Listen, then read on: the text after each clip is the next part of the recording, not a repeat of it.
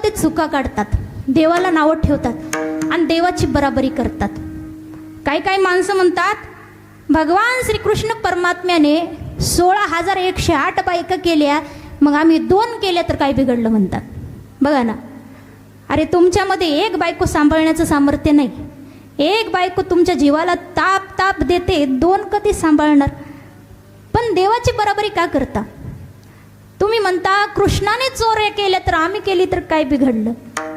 अरे देवाची बराबरीच करायची तर मग भगवान श्रीकृष्ण परमात्म्यानेही विष पिलं. जेव्हा 8 दिवसाचे होते ना परमात्मा, तेव्हा पुतना राक्षसी आली होती आणि देवाने विष पिलं. भगवान श्रीकृष्णाने कालिया नावाच्या नागाच्या डोक्यावर नाचले.